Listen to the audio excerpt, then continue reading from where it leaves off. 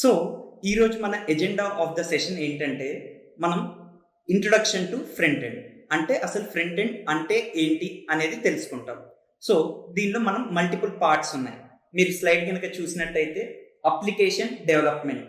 So application development అంటే ఏంటి అనేది తెలుసుకుంటాం. అలాగే యాప్స్, మనం డే ఇన్ డే అవుట్ రెగ్యులర్గా యూజ్ చేస్తుంటాం కదండి యాప్స్ అని. సో అది అంటే ఏంటి అనేది తెలుసుకుంటాము. నెక్స్ట్ ఫుల్ స్టాక్ అనే దాని గురించి మనం తెలుసుకుంటాము. దాని కింద మీరు చూసినట్టయితే ఫ్రంట్ ఎండ్ బ్యాక్ ఎండ్ అని రెండు పదాలు కనిపిస్తున్నాయి కదా. సో ఆ ఫుల్ స్టాక్ అంటే ఏంటి, ఫ్రంట్ ఎండ్ అంటే ఏంటి, బ్యాక్ ఎండ్ అంటే ఏంటి అనేది మనం ఇంట్రడ్యూస్ చేసుకుంటాం ఈరోజు. నెక్స్ట్ ఫ్రంట్ ఎండ్, అసలుకి ఫ్రంట్ ఎండ్ అంటే ఏంటి అనే దానికి కొంచెం డీటెయిల్గా మనం వెళ్తాము. అండ్ దానిలో యూజ్ చేసే టూల్స్ అండ్ టెక్నాలజీస్ గురించి మనం అర్థం చేసుకుంటాం. అక్కడ ఉన్నాయి కదా మనకి HTML, CSS, JS, Flutter, React. So ఇవంటే ఏంటి, అవి ఏం చేస్తాయి అనేది మనం అర్థం చేసుకుందాం ఈరోజు. ఓకేనా? సో మనం ఫస్ట్ అప్లికేషన్ డెవలప్మెంట్ అనేది స్టార్ట్ చేద్దాం. ఓకే, సో అప్లికేషన్ డెవలప్మెంట్ అని ఎప్పుడు అంటామంటే మనం ఏదైనా ఒక సాఫ్ట్వేర్ అంటే మనం ఆల్రెడీ నిన్న డిస్కస్ చేసాం కదా, దేన్నైతే మనం ఈజీగా చేంజ్ చేసి ఒక ఫంక్షనాలిటీని చేంజ్ చేయగలమో దాన్ని సాఫ్ట్వేర్ అని అంటాం. సో ఇక్కడ అప్లికేషన్ డెవలప్మెంట్ అంటే ఏంటి అంటే ఏదైనా ఒక సాఫ్ట్వేర్ని ఒక స్పెసిఫిక్ పర్పస్ అంటే ఏదైనా ఒక పర్టికులర్గా ఒక పని కోసం మనం దాన్ని కనుక బిల్డ్ చేస్తున్నట్టయితే దాన్ని అప్లికేషన్ డెవలప్మెంట్ అని అంటాం అన్నమాట. ఓకేనా? సో అప్లికేషన్ డెవలప్మెంట్ అంటే ఏంటి, ఏదైనా ఒక సాఫ్ట్వేర్ని ఒక స్పెసిఫిక్ ఒక పర్టికులర్ పని కోసం కనుక మనం దాన్ని బిల్డ్ చేసినట్లయితే దాన్ని మనం అప్లికేషన్ డెవలప్మెంట్ అని అంటాం. ఓకేనా? సో ఇక్కడ మనం రోజు చూసే దానిలో చాలానే అప్లికేషన్స్ అనేవి ఉంటాయి. సో అది మీరు వాడే వాట్సాప్ అయ్యి ఉండొచ్చు, లేకపోతే జీమెయిల్ అయ్యి ఉండొచ్చు, లేకపోతే మీరు అందరూ ఏ ప్లాట్ఫామ్ ద్వారా అయితే ఇప్పుడు ఈ సెషన్స్ని చూస్తున్నారో అడ్వాన్స్డ్ లెర్నింగ్ ప్లాట్ఫామ్ అనేది ఒక అప్లికేషనే. అండ్ మీకు ఇస్తున్న IBCom అనేది కూడా ఒక అప్లికేషనే. ఇలాంటివన్నిటిని కూడా మనం అప్లికేషన్స్ అనే అంటూ ఉంటాం అన్నమాట. సో ఇవన్నీ కూడా ఏ అప్లికేషన్కి ఆ అప్లికేషన్ ఒక స్పెసిఫిక్ పర్పస్ అనేది ఉంటుంది. అందుకని వీటిని అప్లికేషన్ డెవలప్మెంట్ అని అంటాం అన్నమాట. ఓకేనా? సో జనరల్గా సాఫ్ట్వేర్ డెవలప్మెంట్ అని కూడా అంటూ ఉంటారు. సో అప్లికేషన్ డెవలప్మెంట్ అంటే మోర్ స్పెసిఫిక్గా ఒక స్పెసిఫిక్ పర్పస్ మీద మనం డెవలప్ చేసేటప్పుడు ఇది అంటాం అన్నమాట. అలాగే మనం ఇప్పుడు అప్లికేషన్స్ అనే దాన్ని ఏదైతే ఇప్పుడు వాట్సాప్ అనేది ఒక అప్లికేషన్, జీమెయిల్ అనేది ఒక అప్లికేషన్, అలాగే మీరు యూజ్ చేస్తున్న ఈ అడ్వాన్స్డ్ లెర్నింగ్ ప్లాట్ఫామ్ అనేది ఒక అప్లికేషన్. సో ఈ అప్లికేషన్ అనే పదాన్ని వాడడానికి షార్ట్ ఫామ్ దేనికైనా సరే మనం ఏంటి అంటే ఇంకా వాడుకలో ఈజీగా ఉండాలి కదండి. సో అందుకోసమని ప్రతిసారి అప్లికేషన్ అని అనకుండా మనం ఏమంటాము అంటే యాప్ అని అంటాం అనమాట. So app is nothing but అదొక షార్ట్ ఫామ్ ఆఫ్ అప్లికేషన్ అనేది మనకు అర్థమైతే సరిపోతుంది. ఓకేనా అండి? సో మనకి ఇక్కడ ఈ సెషన్స్లో జరిగేటప్పుడు ఏంటంటే అండి, ఇక్కడ మనం చాలా ఫండమెంటల్ దగ్గర నుండి బ్లాక్స్ బై బ్లాక్స్ బిల్డ్ చేసుకుంటూ ముందుకెళ్తూ ఉంటాం అనమాట. ఈ బ్లాక్స్ అనేవి గనక మనకి చాలా స్ట్రాంగ్గా అర్థమైపోతే ఈ కాన్సెప్ట్స్, ఈ ఫండమెంటల్వి, మనకి నెక్స్ట్ రేపు పొద్దున అడ్వాన్స్డ్ థింగ్స్ అని మాట్లాడే 4.2 టెక్నాలజీస్ని కూడా ఇంతే సింపుల్ మెథడ్లో అర్థం చేసుకోవచ్చు. ఇప్పుడు మీరు నిన్న ఎలా అయితే ఆపరేటింగ్ సిస్టమ్ గురించి, లేకపోతే నిన్న అర్థం చేసుకున్న ఇంటర్నెట్ గురించి, నెట్వర్క్స్ గురించి మీకు అందరికీ చాలా సింపుల్గానే అర్థమైంది కదా ఫండమెంటల్ కాన్సెప్ట్స్ అనేవి. రేపు పొద్దున మీరు ఈ అడ్వాన్స్డ్ కాన్సెప్ట్స్ 4.2 టెక్నాలజీస్ వాటి దగ్గరికి వెళ్ళినప్పుడు కూడా అప్పుడు కూడా ఎలా ఫీల్ అవుతారు అంటే ఏంటి ఇంతేనా అని ఫీల్ అవుతారు. సో మనం నేర్పించేవన్నీ కూడా ఏంటి అంటే సింపులెస్ట్ వేలో మనం నేర్పిస్తూ ఉంటాం అనమాట. సో మీకు ఎప్పటికప్పుడు చూస్తున్నా కానీ ఏంటి ఇంత సింపులేనా అన్నట్టుగానే అనిపిస్తుంది. అలా ముందుకు వెళ్తూ ఉంటాయి.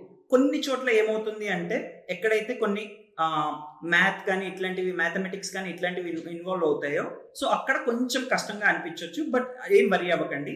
సో మేము మా సపోర్ట్ తోటి మీరు ఏంటి అంటే అలాంటి థింగ్స్ని కూడా చాలా ఈజీ వేలో మీరు నేర్చేసుకుంటూ వెళ్ళిపోతూ ఉంటారు.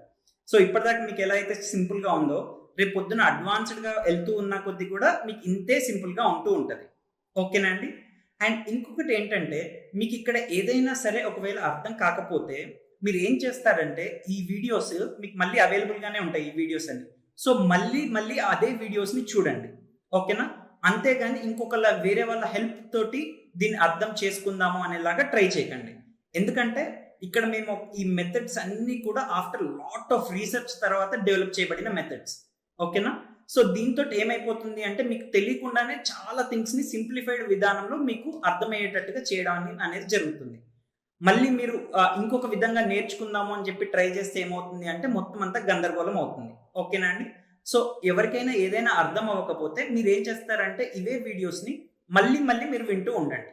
ఓకేనా? సో మనం ముందుకెళ్తున్న కొద్దీ కూడా మనకి ఇంకా ఇంకా చాలా విషయాలు అర్థమవుతూ ఉంటాయి కాబట్టి దానికి తగ్గట్టుగా మీకు సపోర్ట్ అనేది ప్రొవైడ్ చేస్తూ వెళ్ళడం అనేది జరుగుతుంది. ఓకే, ఇక్కడ అన్నిటికంటే ఇంపార్టెంట్ విషయం ఏంటంటే అండి, ఈ ఫండమెంటల్ కాన్సెప్ట్స్ అనే వాటి మీద మనం ఎంత స్ట్రాంగ్ గా ఉంటాము అనే దాన్ని బట్టే మనం నెక్స్ట్ అన్ని థింగ్స్ కూడా అడ్వాన్స్డ్ థింగ్స్ ని కూడా ఎంత యాక్సిలరేటెడ్ వేలో. సో ఇక్కడ ఈ ఫండమెంటల్ కాన్సెప్ట్స్ ని చాలా స్ట్రాంగ్ గా బిల్డ్ చేసుకుంటే ఏమవుతుంది అంటే ఆ నెక్స్ట్ అడ్వాన్స్డ్ థింగ్స్ అన్నింటినీ కూడా చాలా చాలా యాక్సిలరేటెడ్ వేలో మనం నేర్చుకుంటూ ముందుకనేది వెళ్ళడం అనేది ఈజీగా జరుగుతుంది అనమాట. ఓకేనా? సో ఇప్పుడు మనం అప్లికేషన్ డెవలపర్ అనే దాని గురించి మాట్లాడాం, రైట్? సో ఈ అప్లికేషన్ డెవలపర్ అనే వాళ్ళు ఏం చేస్తుంటారు? అప్లికేషన్స్ డెవలప్ చేస్తూ ఉంటారు అనేది మీకైతే అర్థమైంది కదా. సో ఆ అప్లికేషన్స్ డెవలప్ చేయడంలో కొన్ని భాగాలు అనేవి ఉంటాయన్నమాట. ఓకే, సో ఆ భాగాల గురించి మనం కొంచెం బ్రీఫ్గా తెలుసుకుందాం. ఓకే, దానిలో రకాలు ఎవరెవరు ఉంటారు అంటే ఫ్రంట్ ఎండ్ డెవలపర్ అనే వాళ్ళు ఒకళ్ళు ఉంటారు, బ్యాక్ ఎండ్ డెవలపర్ అనే వాళ్ళు ఒకళ్ళు ఉంటారు, ఫుల్ స్టాక్ డెవలపర్ అనే వాళ్ళు ఒకళ్ళు ఉంటారు. ఓకేనా అండి?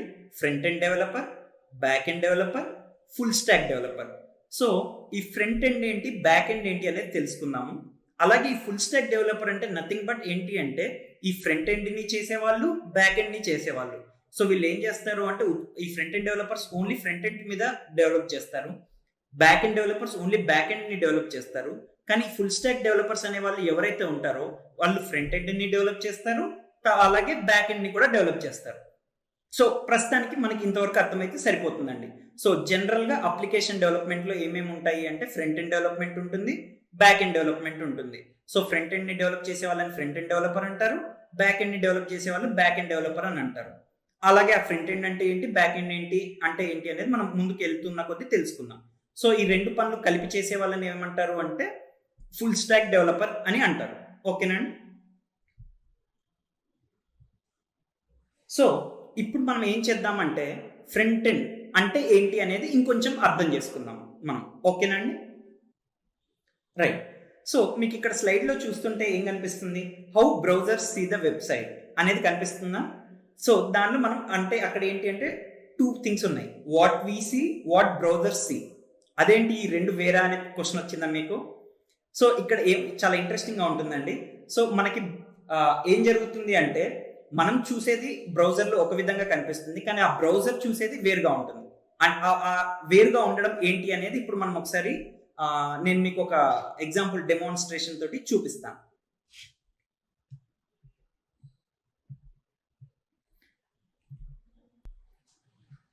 ఓకే, ఇప్పుడు మనం ఏం చేసామంటే ఇక్కడ గూగుల్ క్రోమ్ అనే ఒక బ్రౌజర్ని ఓపెన్ చేసాము. ఓపెన్ చేసి అక్కడ ఏం చేస్తున్నాము అంటే amazon.in అని చెప్పేసి ఎంటర్ చేస్తున్నాం. ఓకే, ఇప్పుడు ఎంటర్ చేయగానే ఏమైపోయింది మనకి అక్కడ amazon.in అనే పేజ్ ఒకటి ఓపెన్ అయింది. సో దానిలో ఇక్కడ మీరు కనుక చూసినట్లయితే ఏమవుతుంది, ఇక్కడ డిఫరెంట్ ప్రొడక్ట్స్ అనేవి మీకు కనిపిస్తూ ఉన్నాయి, అవునా? అలాగే ఇప్పుడు మనం ఇంకొకటి కూడా ఓపెన్ చేద్దాం, flipkart.com. ఈ కామర్స్ కూడా అందరికీ తెలుసు కదండి. సో ఇలా flipkart.com అనేది ఓపెన్ చేసినప్పుడు కూడా మనకి ఏమవుతుంది, ఇలా ఇవన్నీ కనిపిస్తూ ఉన్నాయి కదా. ఓకే, డిఫరెంట్ ప్రొడక్ట్స్, ఇమేజెస్ ఇలా మీకు అందరికీ కనిపిస్తుంది కదా. అంటే ఇప్పుడు top picks for your home. Okay, అలాగే ఇక్కడ ఇంక్లూడెడ్ విత్ ప్రైమ్ అని. మనం ఫ్లిప్కార్ట్లోకి వెళ్ళినట్టయితే ఇక్కడ కొన్ని షూస్ ఇమేజ్, తర్వాత మొబైల్ ఛార్జర్స్, పవర్ బ్యాంక్స్, ఇలా ఇమేజెస్ ఇవన్నీ కనిపిస్తున్నాయి కదండి. సో ఇదంతా ఏంటి అంటే మనకు కనిపించే వ్యూ. కానీ అసలుకి బ్రౌజర్కి ఎలా కనిపిస్తుంది అంటే అసలుకి ఆ బ్రౌజర్కి ఎలా వస్తుంది అనేది కూడా ఒకసారి చూద్దాం. ఓకే, సో ఇక్కడ మనకి ఏంటి అంటే క్రోమ్ బ్రౌజర్లో మీరు ల్యాప్టాప్ కానీ డెస్క్టాప్ కానీ యూజ్ చేస్తున్నట్టయితే ఇక్కడ సెట్టింగ్స్లో మోర్ టూల్స్ అని ఉంటాయి. అక్కడ మీరు డెవలపర్ టూల్స్ అనే దానిలోకి వెళ్ళినట్టయితే ఇక్కడ మీకు స్క్రీన్లో కనిపిస్తున్నట్టు ఎలిమెంట్స్ అని ఉంది కదండి. సో ఇక్కడ మీరు చూడండి, మనకు కనిపిస్తున్న వ్యూ ఏమో చాలా అందంగా, నీట్గా, మంచి ఇమేజెస్ అంతా కూడా చాలా అందంగా ఉంది కదండి. కానీ బ్రౌజర్కి వచ్చేది చూడండి ఇక్కడ ఎలా ఉందో కనిపిస్తుందండి ఇక్కడ కింద. సో ఈ కింద నేను స్క్రోల్ చేస్తున్న పార్ట్ ఉంది కదా. సో యాక్చువల్గా బ్రౌజర్కి అంతా కనిపించే పార్ట్ ఏమో ఇది, మనకు కనిపించే పార్ట్ ఏమో ఇది. అలాగే ఇప్పుడు మనం ఫ్లిప్కార్ట్ అనే వెబ్సైట్కి వెళ్దాం. సో ఈ ఫ్లిప్కార్ట్ అనే వెబ్సైట్కి వెళ్ళి ఇక్కడ కూడా మోర్ టూల్స్ అని వెళ్ళి డెవలపర్ టూల్స్ అని క్లిక్ చేస్తే మనకి ఏంటి అంటే అసలు బ్రౌజర్కి ఎలా కనిపిస్తుంది అనే విషయం మనకు అర్థమవుతుంది అనమాట. సో ఇక్కడ కూడా చూడండి. సో ఇక్కడ కూడా ఒకటి అంటే ఇక్కడ మనకు కనిపించే వ్యూలోనేమో ఏంటి అంటే చాలా అందంగా నీట్గా ఇమేజెస్ కానివ్వండి, టెక్స్ట్ కానివ్వండి చాలా నైస్గా కనిపిస్తుంది. కానీ బ్రౌజర్కి ఏం కనిపిస్తుంది అంటే ఇక్కడ కింద ఉన్నలాగా కనిపిస్తుంది అనమాట. ఓకేనా?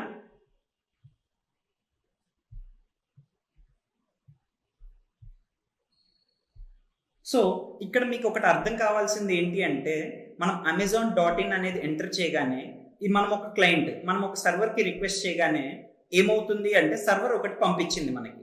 సో ఆ పంపించింది బ్రౌజర్కి ఒక రకంగా పంపిస్తుంది, కానీ ఆ బ్రౌజర్ మనకి చూపించేది ఇంకొక విధంగా ఉంది. సో ప్రస్తుతానికి మనకి ఇది అర్థమైతే సరిపోతుందండి. ఇక్కడ ఏంటి అంటే బ్రౌజర్కి కనబడేది వేరు, బ్రౌజర్లో మనకి కనబడేది వేరు.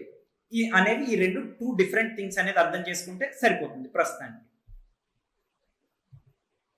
ఓకే, ఇప్పుడు మనం ఏంటి అంటే ఈ బ్రౌజర్కి ఏమొస్తుంది, అది మనకి ఎలా చూపిస్తుంది అనేది అంతా కూడా దేని తోటి ఉంటుంది అంటే ఫ్రంట్ ఎండ్ టెక్నాలజీస్ అనేవి ఉంటాయి.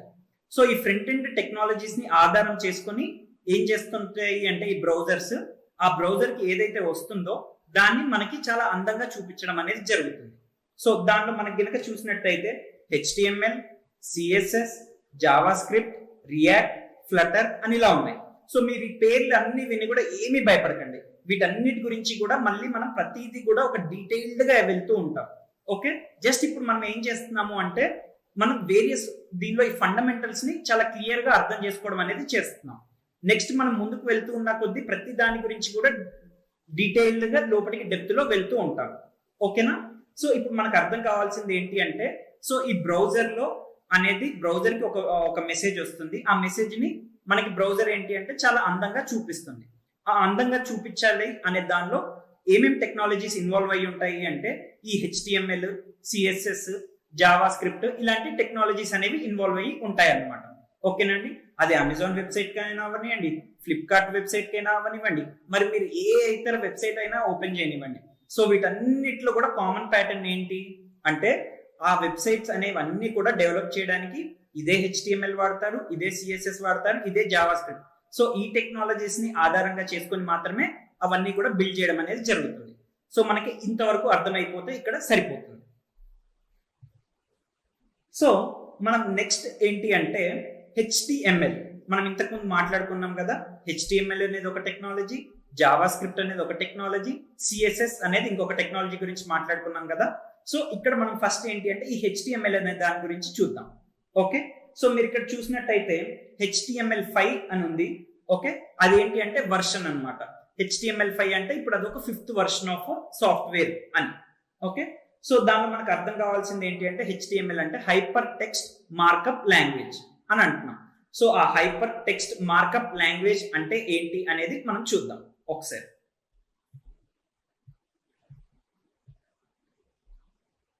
సో మనం ఏం చేద్దామంటే అండి వికీపీడియా అనేది వినే ఉంటారు కదా.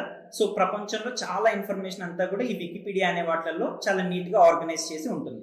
సో ఇప్పుడు నేను ఏం చేస్తానంటే గూగుల్ వికీపీడియా అని చెప్పేసి ఓపెన్ చేస్తాను. రైట్, ఇప్పుడు మీకు కనిపిస్తుంది కదండి ఇక్కడ గూగుల్ వికీపీడియా అనేది. సో ఇప్పుడు దీనిలో ఏంటి అంటే మీకు ఇక్కడ కనిపిస్తున్న ఇమేజ్ ఒకటి ఉంది కదండి, ఈ గూగుల్ అనేది ఒకటి, కింద ఇమేజ్, తర్వాత ఇక్కడ మధ్యలో అంతా కూడా ఒక టెక్స్ట్ ఒకటి రాసింది కదండి.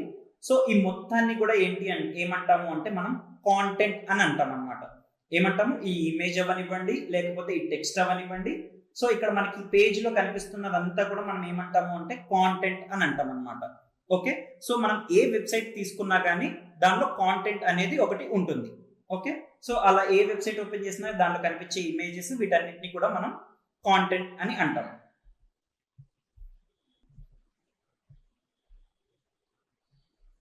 ఓకే, సో ఈ కాంటెంట్ అనేది అంతా కూడా మనం ఈ బ్రౌజర్ అనే దానికి ఎలా వివరిస్తాము అంటే ఈ హైపర్ టెక్స్ట్ మార్కప్ లాంగ్వేజ్ అనే దాంతో వివరిస్తాం అనమాట.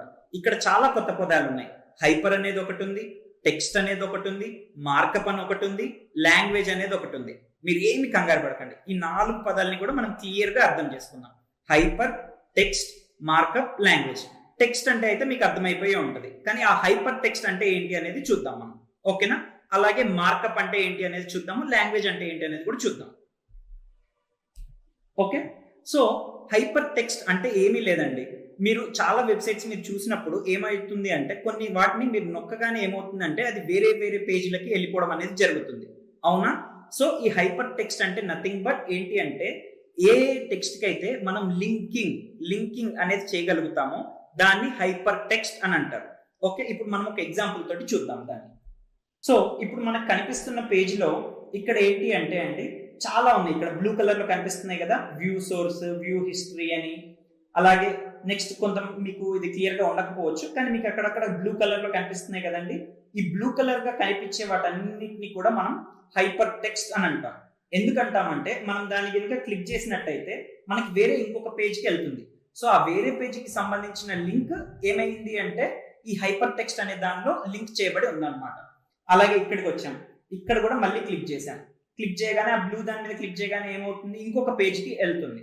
సో ఇలా ఏదైతే టెక్స్ట్ అనేది ఉంటుందో దానికి లింకులు అనేది మనం పెడుతున్నాము అయితే అదేమవుతుంది అంటే హైపర్ టెక్స్ట్ అనేది అవుతుంది. ఓకేనా అండి? సో మనం నెక్స్ట్ ఏంటి అంటే ఇప్పుడు మనం హైపర్ టెక్స్ట్ మార్కప్ లాంగ్వేజ్ లో మనం ఏం అర్థం చేసుకున్నాము అంటే హైపర్ టెక్స్ట్ అనే దాని వరకు అర్థం చేసుకున్నాం. మీరే చెప్పండి, ఇప్పుడు హైపర్ టెక్స్ట్ అంటే ఏంటి? ఏదైనా ఒక టెక్స్ట్ ఉండి దానికి మనం వేరే దానికి కనుక మనం లింక్ చేసి పెట్టామనుకోండి, అది హైపర్ టెక్స్ట్ అనేది అవుతుంది. మీరు చాలా వెబ్సైట్స్ లో చూసినప్పుడు ఉండేది ఏంటి అండి, మీకు లింక్స్ లాగా ఉంటాయి. మీరు ఆ టెక్స్ట్ ని క్లిక్ చేస్తూ వెళ్తూ ఉంటే వేరు వేరు పేజెస్ కి వెళ్తూ ఉంటారు. అది చాలా చాలా కామన్ ప్యాటర్న్, అంతేనా? సో అది హైపర్ టెక్స్ట్.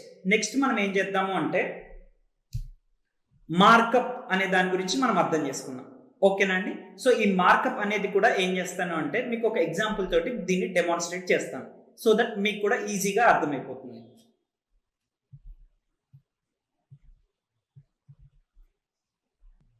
రైట్, సేమ్ ఇంతకు ముందే మనం వచ్చిన వికీపీడియా పేజ్కే వద్దామండి.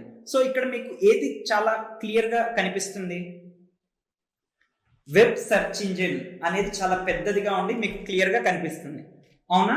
అలాగే కొంచెం ఈ కింద ఉన్న సెంటెన్స్ ఏదైతే ఉందో ఏ వెబ్ సెర్చ్ ఇంజిన్, ఇది అనేది ఏంటి అంటే కొంచెం చిన్నగా సైజులో ఉంది, అవునా? సో ఇక్కడ మనం దేన్నైతే హైలైట్ చేయదలుచుకుంటామో ఇది హైలైట్ అవ్వాలి. ఇప్పుడు ఈ వెబ్ సెర్చ్ ఇంజిన్ అనే ఒక టైటిల్ ఉంది కదా, ఆ టైటిల్ అనేది హైలైట్ అవ్వాలి అనేది చెప్పడం అనేది ఉంటుంది, చూసారా? దాన్ని నథింగ్ బట్ మార్కప్ అని అంటాం అనమాట. సో ఏ టెక్స్ట్ అయితే మనం హైలైట్ చేయదలుచుకుంటామో ఆర్ ఏ పార్ట్స్ ఆఫ్ ద ఈ వెబ్సైట్ ని మనం హైలైట్ చేయదలుచుకుంటామో సో దాన్ని చెప్పే విధానాన్ని నథింగ్ బట్ మార్కప్ అని అనుకుంటాం అనమాట. ఓకేనా అండి? సో మీరు అలాగే ఏ వెబ్సైట్ అయినా చూద్దాం. ఇప్పుడు మనం amazon.in అనే వెబ్సైట్ చూద్దాం. ఓకే, సో ఇక్కడ ఈ amazon.in అనే వెబ్సైట్ లో చూస్తే మీకు ఇక్కడ donations, recharges, bills and medicine అనేదేమో చాలా పెద్దదిగా కనిపిస్తుంది. కానీ దాని కింద ఉన్న COVID-19 డొనేషన్స్, మొబైల్ రీఛార్జెస్ అనేది చిన్నగా కనిపిస్తుంది. సో ఏది పెద్దదిగా కనబడాలి, ఏది చిన్నదిగా కనబడాలి, ఇవన్నీ కూడా మనం చెప్పే విధానాన్ని ఏమంటారు అంటే మార్కప్ అని అంటారు అనమాట. ఓకే, సో ప్రస్తుతానికి మనకి ఇంతవరకు అర్థమైతే సరిపోతుంది. మనం నెక్స్ట్ ఫర్దర్ గా వెళ్ళిన కొద్దీ కూడా ఇంకా డీటెయిల్ గా వీటి గురించి అర్థం చేసుకుంటూ వెళ్తాం అనమాట. ఓకే, సో ఇప్పుడు మనకి మార్కప్ అనేది కూడా అర్థమైపోయింది. నెక్స్ట్ ఇక్కడ ఇంపార్టెంట్ ఇంకొకటి ఏంటి అంటే లాంగ్వేజ్ అని ఉంది. మనకు తెలిసిన లాంగ్వేజెస్ ఏంటండి? తెలుగు, హిందీ, ఇంగ్లీష్, తమిళ్, ఇవన్నీ. ఓకే, సో ఈ హైపర్ టెక్స్ట్ మార్కప్ లాంగ్వేజ్ అనేది ఎప్పుడు వినలేదే అని అనుకుంటున్నారేమో చాలా మంది. ఓకే, ఇది మనం మాట్లాడుకునే లాంగ్వేజ్ కాదండి. ఓకే, ఈ లాంగ్వేజ్ అనేది ఇక్కడ వాడినప్పుడు పదం యొక్క మీనింగ్ ఏంటంటే ఎలా అయితే హ్యూమన్స్ అంటే మనుషులు ఒకరితోటి ఒకరు కమ్యూనికేట్ చేసుకోవడానికి లాంగ్వేజ్ అనేది వాడతాం కదండి. ఇప్పుడు తెలుగులో మాట్లాడతాము, లేకపోతే ఇంగ్లీష్ లో మాట్లాడతాము. సో ఇది మాట్లాడుకునేది ఎందుకు అంటే ఈ లాంగ్వేజెస్ అనేవి ఎందుకు అంటే ఒక మనిషి ఇంకొక మనిషితోటి కమ్యూనికేట్ చేయడానికి, అంతేనా? సో అలాగే ఒక మనిషి ఈ కంప్యూటర్స్ తోటి కమ్యూనికేట్ చేయాలి అంటే ఒక సెట్ ఆఫ్ ఇన్స్ట్రక్షన్స్ ఈ కంప్యూటర్స్ కి ప్రొవైడ్ చేయాలి అంటే దానికి వాడే లాంగ్వేజెస్ అని ఉంటాయి కదండి. సో అక్కడ కూడా మనకు ఒక లాంగ్వేజ్ అనేది కావాలి. సో ఇక్కడ ఈ హైపర్ టెక్స్ట్ మార్కప్ లాంగ్వేజ్ అంటే ఏంటి అంటే ఒక సెట్ ఆఫ్ టెక్స్ట్ ఉంది, దానిలో నేను ఏంటి అంటే హైపర్ టెక్స్ట్ కొన్ని లింకులు పెడతాను. అలాగే మార్కప్ అంటే ఏంటి అంటే దేన్ని హైలైట్ చేయాలి, దేన్ని తక్కువగా ఉంచాలి అనేది చెప్పేదాన్ని మార్కప్. సో నేనేం చేస్తాను అంటే ఒక కాంటెంట్ అనేది తీసుకుంటే దానికి హైపర్ టెక్స్టింగ్ అనేది చేస్తాను, అలాగే మార్కప్ అనేది చేస్తాను. సో ఇది చేసే దానికి ఒక కమ్యూనికేట్ చేయాలి కదా కంప్యూటర్ కి. సో ఆ కమ్యూనికేట్ చేయడానికి ఇది ఒక లాంగ్వేజ్ అనమాట. అందుకని దీన్ని hyper text markup language HTML అని అంటారు. సో మనకి ఇప్పుడు ఇలా ఇంతవరకు అర్థమైతే సరిపోతుంది. కానీ ఇక్కడ లాంగ్వేజ్ అనేటప్పుడు ఇది ఒకటే లాంగ్వేజ్ కాదండి. కంప్యూటర్ తోటి మాట్లాడడానికి మనకి బోల్డ్ లాంగ్వేజెస్ ఉంటాయి. మీరు ఆల్రెడీ వినే ఉంటారు కొన్ని పేర్లు, C, C++, Java, Python, .NET అని ఇలా చాలా లాంగ్వేజెస్ విని ఉంటారు. ఓకేనా? సో ఈచ్ లాంగ్వేజ్ కూడా ఒక పర్పస్ అనేది ఉంటుంది. ఈ లాంగ్వేజెస్ అన్ని కూడా ఏంటి అంటే మనం కంప్యూటర్ తోటి ఎలా ఇన్స్ట్రక్షన్స్ ఇస్తాము అనే దానికోసమని ఈ లాంగ్వేజెస్ అనేవి ఉంటాయండి. ఓకే, మీరు ఏది కూడా కంగారు పడకండి. మనం ఇక్కడ ఏంటి అంటే జస్ట్ ఇలా ఒకటి ఇంట్రడ్యూస్ చేసుకుంటున్నాము. మనం ముందుకు వెళ్తూ ఉన్న కొద్దీ వాటి గురించి డీటెయిల్స్ వెళ్తూ ఉంటాం. ఓకే, ఇప్పుడు మీకు ఎలా అయితే ఇంత సింపుల్ గా చెప్తున్నామో నెక్స్ట్ మనం 4.0 అడ్వాన్స్డ్ టెక్నాలజీస్కి వెళ్ళినప్పుడు కూడా ఇంతే సింపుల్ గా ఇవన్నీ కూడా మీరు నేర్చుకుంటూ ఉంటారనమాట. ఓకేనా?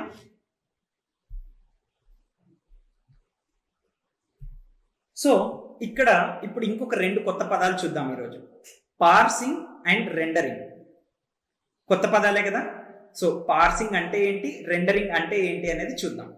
రైట్, ఇప్పుడు మనం నార్మల్ గా ఒకటి మనం వాడుక భాషలో మనం మాట్లాడేటప్పుడు లాంగ్వేజ్ అని ఎందుకు అనట్లేదంటే కంప్యూటర్ లాంగ్వేజ్ కి నార్మల్ మనం మాట్లాడుకునే లాంగ్వేజ్ కి డిఫరెన్స్ చూద్దామని. ఓకేనా అండి? సో నార్మల్ మనం వాడుకునే భాషలో ఒక సెంటెన్స్ అనేది, ఒక వాక్యం అనేది కనుక తీసుకున్నట్లయితే రాహుల్ మంచి బాలుడు అనేది ఉందనుకోండి. సో రాహుల్ అనే దాన్ని మనం ఏమంటాము, నౌన్ అని అంటాము, లేదా తెలుగులో నామవాచకం అని అంటారు. సో అట్లా మనం ఏంటి అంటే ఆ సెంటెన్స్ ని తీసుకుంటే దానిలో కొన్నిటికి మనం కేటగరైజ్ చేస్తాం కదండి, ఇది నౌన్, ఇది ప్రొనౌన్, లేకపోతే ఇది వర్బ్ అని.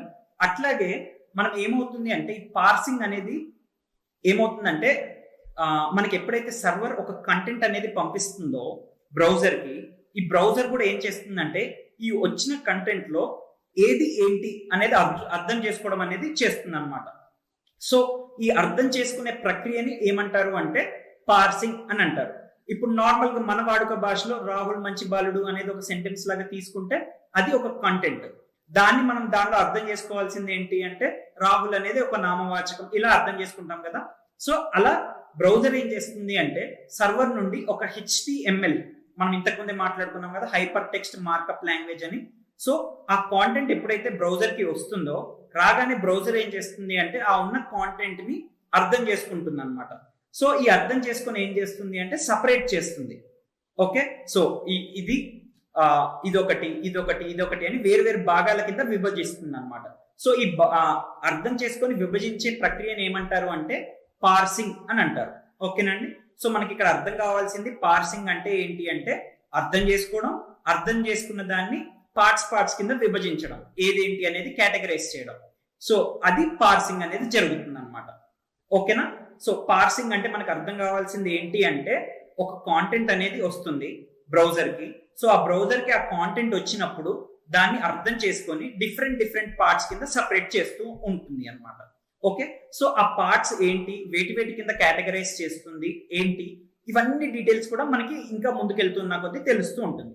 సో మనకు ప్రస్తుతానికి అర్థం కావాల్సింది ఏంటి అంటే పార్సింగ్ అంటే అర్థం చేసుకోవడం అండ్ సపరేట్ చేయడం. దీని వరకు అర్థమైపోతే సరిపోతుంది. సో నెక్స్ట్ ఇంకొకటి ఉంది ఇక్కడ, రెండరింగ్. సో రెండరింగ్ అంటే ఏంటి అంటే మనకి ఏంటంటే ఇప్పుడు బ్రౌజర్ అర్థం చేసుకొని ఏం చేస్తుంది అంటే అది ఆపరేటింగ్ సిస్టమ్ కి చెప్తుంది అనమాట, నాకు ఫలానా అప్లికేషన్ లో నాకు ఈ కాంటెంట్ ఇదే వచ్చింది, సో దీన్ని ఇలా అర్థం చేసుకున్నాను, సో దీనికి తగ్గట్టుగా నువ్వు ఏం చేయాలి అంటే దీన్ని పెద్దగా చూపించాలి, లేదా దీన్ని చిన్నగా చూపించాలి, లేదా దీన్ని పొడుగ్గా చూపించాలి. అలా ఏం చేస్తుంది అంటే ఈ బ్రౌజర్ అనేది ఆపరేటింగ్ సిస్టమ్ కి చెప్తుంది అనమాట, దీన్ని పెద్దగా చూపించాలి, దీన్ని చిన్నగా చూపించాలి అని కొన్ని సెట్ ఆఫ్ ఇన్స్ట్రక్షన్స్ అనేవి ఆపరేటింగ్ సిస్టమ్ కి ఇస్తూ ఉంటుంది. ఇస్తే ఆపరేటింగ్ సిస్టమ్ దానికి అనుగుణంగా మనకు కనబడాల్సిన విధంగా చూపిస్తూ ఉంటుంది. సో ఈ ప్రక్రియను అంతటిని ఏమంటారు అంటే రెండరింగ్ అని అంటారు అనమాట. ఓకే, ఫస్ట్ ఇంతకుముందు మాట్లాడిందేమో పార్సింగ్ అంటేనేమో అర్థం చేసుకోవడం, అర్థం చేసుకున్న దానికి తగ్గట్టుగా ఆపరేటింగ్ సిస్టమ్ కి ఇన్స్ట్రక్షన్స్ ఇచ్చి మనకి కనబడే విధంగా చేయడాన్నేమో రెండరింగ్ అంటారు. సో అర్థం చేసుకోవడం, అర్థం చేసుకున్న దాన్ని అదే విధంగా మనకి కనబడేటట్టు చేయడాన్ని రెండరింగ్ అని అంటారు. ఓకేనండి? సో మనకి ఇక్కడ అర్థం కావాల్సిన 2 పదాలు పార్సింగ్, రెండరింగ్. పార్సింగ్ అంటేనేమో మనకి సర్వర్ నుండి వచ్చిన కాంటెంట్ ని ఈ బ్రౌజర్ అనేది అర్థం చేసుకునే విధానాన్ని పార్సింగ్ అంటారు. ఈ అర్థం చేసుకున్న దానికి తగ్గట్టుగా మనకి ఏ విధంగా చూపించాలో ఆ విధంగా చూపించడాన్ని రెండరింగ్ అని అంటాం అనమాట. ఓకేనా? సో ప్రస్తుతానికి మనకి ఇంతవరకు ఈ పార్సింగ్, రెండరింగ్ అనే ఈ రెండు పదాలు ఇలా అర్థమైపోతే సరిపోతుంది. ఓకేనా? సో మనం నెక్స్ట్ ఏంటి అంటే సిఎస్ఎస్ అనే దానికి వెళ్దాం. ఇప్పటిదాకా మనం ఏం మాట్లాడుకున్నాం? హెచ్టిఎంఎల్ అనేది మాట్లాడుకున్నాం. హెచ్టిఎంఎల్ లో హైపర్ టెక్స్ట్ మార్కప్ లాంగ్వేజ్ అని అనుకున్నాం. హైపర్ టెక్స్ట్ అంటే ఏమనుకున్నాం? ఎనీథింగ్, ఒక టెక్స్ట్ కి మనం లింకులు పెట్టాము అంటే అది హైపర్ టెక్స్ట్ అవుతుంది. దాన్ని మార్కప్ అంటే ఏ విధంగా చూపించాలి, పెద్దగా చూపించాలా, చిన్నగా చూపించాలా, ఇలా ఏ విధంగా చూపించాలి అని చెప్పేదాన్ని మార్కప్ అంటారు అని అనుకున్నాం. లాంగ్వేజ్ అంటే మనం ఎలా అయితే మనుషులం మాట్లాడుకుంటామో అలాగే కంప్యూటర్ తోటి మాట్లాడుకోవడానికి మనకి ఒక లాంగ్వేజ్ అనేది అవసరం. సో ఆ లాంగ్వేజ్ అనే దాన్ని నథింగ్ బట్ ఇలా అంటాం అనమాట. ఈ హెచ్టిఎంఎల్ అనేది ఒక లాంగ్వేజ్. అలాగే కంప్యూటర్ తో మాట్లాడేవి మనకి చాలా లాంగ్వేజెస్ ఉంటాయి అనే వరకు అర్థం చేసుకున్నాము. ఆ తర్వాత ఏం చేసాము అంటే పార్సింగ్ అనే ఒక పదాన్ని ఇంట్రడ్యూస్ చేసాము. అలాగే రెండరింగ్ అనే ఇంకొక పదాన్ని ఇంట్రడ్యూస్ చేసాము. అవునా? సో ఈ పార్సింగ్ అనగానే మనకి ఏం గుర్తుకు రావాలి అంటే అర్థం చేసుకోవడం, అర్థం చేసుకొని దాన్ని సపరేట్ చేయడం, అంటే భాగాల కింద సపరేట్ చేయడం అనేది పార్సింగ్. రెండరింగ్ అంటే ఏంటి? ఈ అర్థం చేసుకొని భాగాల కింద విభజించుకున్న దాన్ని మనకి ఏ విధంగా అయితే చూపించాలో ఆ విధంగా చూపించడానికి అది ఏం చేస్తుందంటే కొన్ని ఇన్స్ట్రక్షన్స్ ని ఆపరేటింగ్ సిస్టమ్ కి ఇవ్వడం అనేది జరుగుతుంది. సో ఆ ఇవ్వడం అనేది జరిగే ప్రక్రియని అండ్ ఆ ఆపరేటింగ్ సిస్టమ్ కి అది ఇవ్వగానే ఏం చేస్తుంది, అది మనకి కనబడే వీలుగా చూపిస్తుంది అనమాట. సో ఈ ప్రక్రియని మనం రెండరింగ్ అని అంటాం. సో సింపుల్ గా పార్సింగ్ అంటే అర్థం చేసుకోవడం, అర్థం చేసుకున్న దాన్ని మనకి వీలుగా చూపించడాన్ని రెండరింగ్ అని అంటాం. సో ఇది నేర్చుకున్నాం మనం హెచ్టిఎంఎల్. అంతేనా? సో ఇప్పుడు మనం నెక్స్ట్ ఏంటి అంటే ఇంతకుముందు మనం ఫ్రంట్ ఎండ్ టెక్నాలజీస్ అన్నప్పుడు ఏమన్నాం? HTML, CSS, JavaScript, React, Flutter అని కొన్ని టెక్నాలజీస్ పేర్లు వాడుకున్నాం కదా. దానిలో ఫస్ట్ అయితే ఏం అర్థం చేసుకున్నాం? హెచ్టిఎంఎల్ అంటే ఏంటనేది అర్థం చేసుకున్నాం. రెండోది ఏంటి అంటే సిఎస్ఎస్ అనేది అర్థం చేసుకున్నాం. ఓకేనా అండి? సో దానికి కూడా ఏం చేద్దామంటే మనం ఒక వెబ్సైట్ ఓపెన్ చేద్దాం, డిఫరెంట్ వెబ్సైట్స్. దాంతో మీకు క్లియర్ గా అర్థమైపోతుంది సిఎస్ఎస్ అంటే ఏంటి అనేది. ఓకేనా అండి? సో మీరు ఇక్కడ amazon.in అనే వెబ్సైట్ కనుక మీరు చూసినట్లయితే ఏమవుతుంది అంటే మీకు ఇక్కడ ఇమేజెస్ అనేవి కనిపిస్తున్నాయి. అవునా?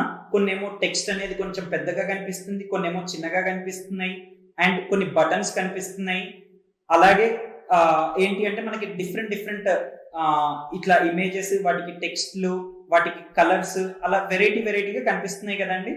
ఓకే, అలాగే ఒకసారి ఫ్లిప్కార్ట్ అనే వెబ్సైట్ చూద్దాం. ఓకే, ఇక్కడ ఈ ఫ్లిప్కార్ట్ అనే వెబ్సైట్ ని మనం చూస్తే ఇక్కడ కూడా ఏంటి అంటే రకరకాల ఇమేజెస్ కనిపిస్తున్నాయి, టెక్స్ట్లు కనిపిస్తున్నాయి, అండ్ ఇక్కడ ఏంటి అంటే ఎక్స్ట్రా 10% ఆఫ్ అనేది ఏదైతే ఉందో అది చూస్తే మనకి ఏంటి అంటే అది ఒకటి గ్రీన్ కలర్ లో ఉంది. ఉమెన్ డ్రెస్ మెటీరియల్స్ అనేది పెద్దదిగా ఉంది, షాప్ నో అనేది చిన్నదిగా ఉంది. సో ఇట్లా కనిపిస్తుంది కదండి. సో దీన్ని అంతటినీ కూడా మనం ఏమంటాము అంటే స్టైలింగ్ అని అంటాం అనమాట. ఓకేనా అండి? సో మనకి అందంగా అంటే ఏదైతే బ్రౌజర్ దగ్గర నుండి వచ్చిందో దాన్ని అందంగా కనబడేటట్టు చేసి ఆ స్టైలింగ్ అనేది చేయడేసే పార్ట్ ఏదైతే ఉంటుందో దాన్ని సిఎస్ఎస్ అని అంటారు అనమాట. ఓకేనా అండి? సో ఇలా రంగులు ఇవ్వడం కానివ్వండి, లేకపోతే దానికి అంటే ఎక్కడ కనబడాలి ఏంటి అనేది చెప్పే విధానం కానివ్వండి. అంటే ఇప్పుడు చూడండి ఇక్కడ పవర్ బ్యాంక్స్ అనేది ఇక్కడ పైన కనిపిస్తుంది, మోస్ట్ ట్రెండింగ్ టీవీస్ అనేది కింద కనిపిస్తుంది. సో ఇది పైన కనబడాలి, ఇది కింద కనబడాలి, లేదంటే ఇక్కడ ఫస్ట్ ఇది కనిపించాలి, ఇండియా ఫర్నిచర్ స్టూడియో అనేది ఫస్ట్ కనిపించాలి, నెక్స్ట్ ఈ యాపిల్ డేస్ అనేది సెకండ్ కనిపించాలి. సో ఇలా ఈ పొజిషన్ ని చెప్పడము అండ్ అందంగా ఎలా కనబడాలి అనేది చెప్పడము, ఈ పనంతా చేసేది ఏంటి అంటే ఈ స్టైలింగ్ అనేది చేసేది ఎవరు అంటే సిఎస్ఎస్ అనేది. ఓకే, సో ఈ సిఎస్ఎస్ అనేది ఏంటి అంటే స్టైలింగ్ అనేది చేస్తుంది అనమాట. ఓకేనండి? సో ఇంతవరకు మనకు అర్థమైతే చాలు.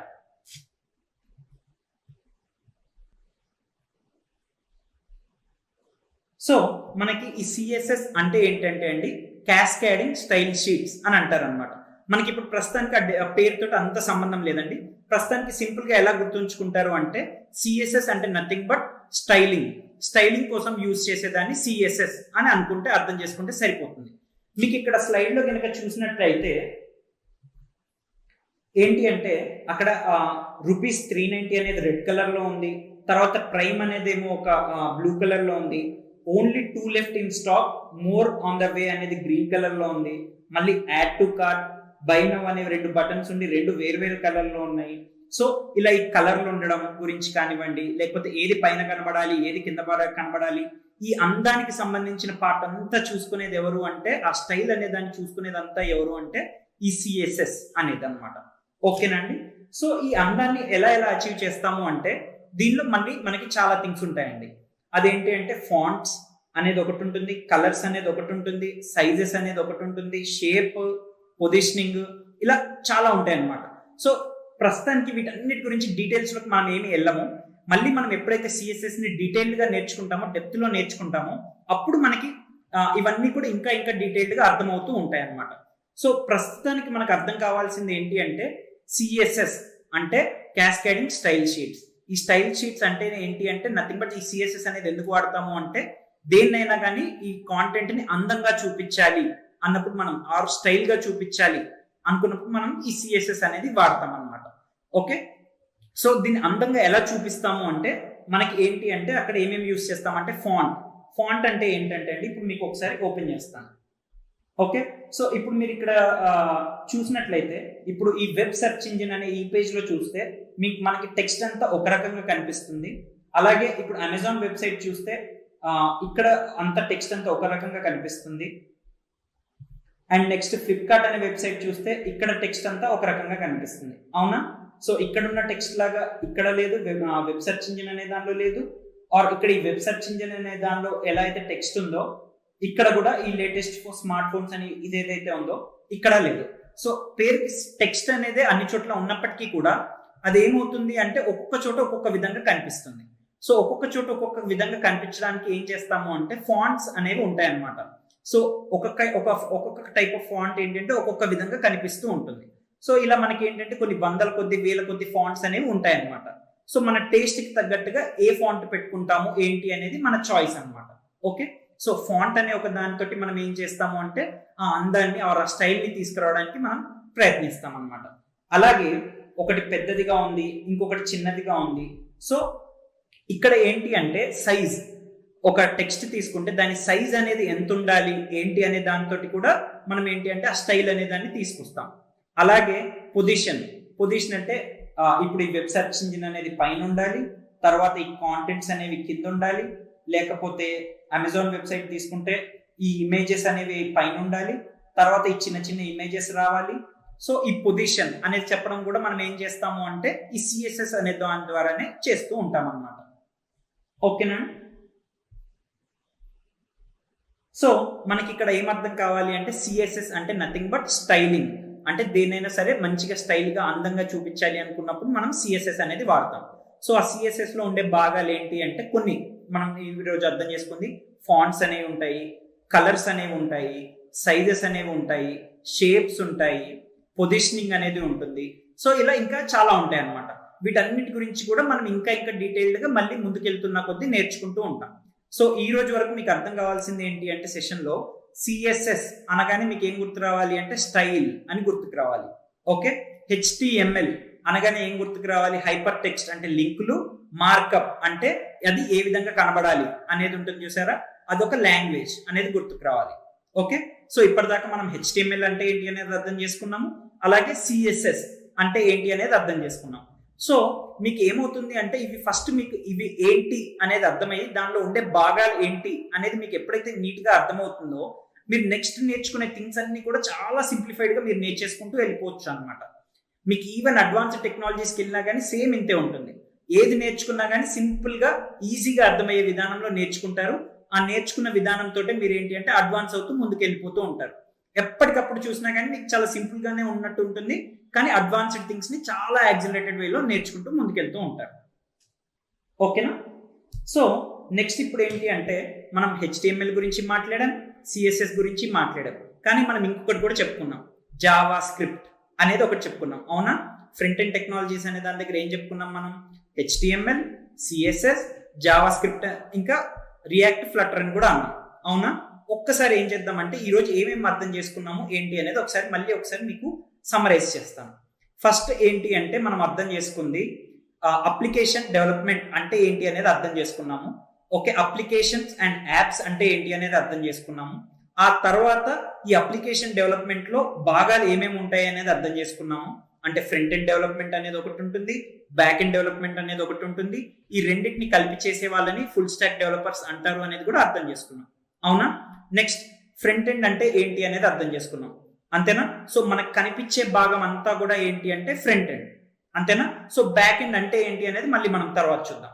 ఓకే, ప్రస్తుతానికి మీకు ఏంటి అంటే ఫ్రంట్ ఎండ్ అంటే మనకు కనిపించే భాగం అంతా కూడా ఫ్రంట్ ఎండ్ అని అర్థం చేసుకోండి. సో ఆ ఫ్రంట్ ఎండ్ లో మనం ఏం అర్థం చేసుకున్నాము?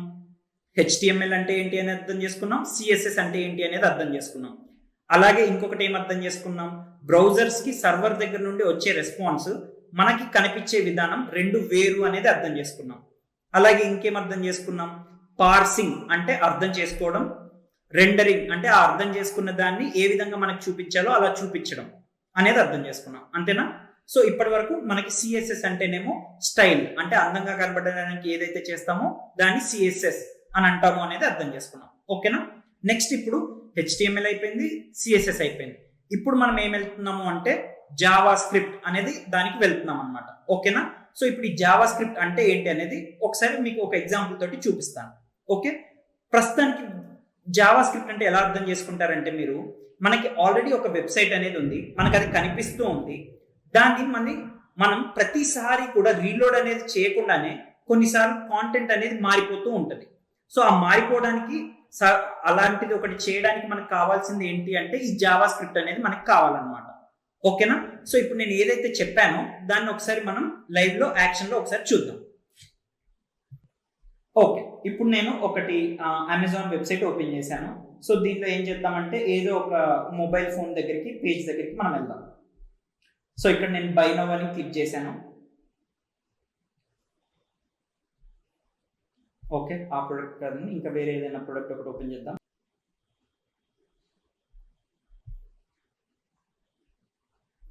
సో ఇప్పుడు ఇక్కడ మీరు కనుక చూస్తే క్వాంటిటీ అని 1 అని ఒకటి ఉంది. అవునా? సో నేను ఇప్పుడు ఏం చేశాను, ఇక్కడ క్వాంటిటీ 2 అనేది ఒకటి మార్చాను. ఓకే, మార్చి ఇక్కడ నేను ఏం చేస్తున్నాను అంటే ఇప్పుడు యాడ్ టు కార్ట్ అని చెప్పేసి వెళ్తాను.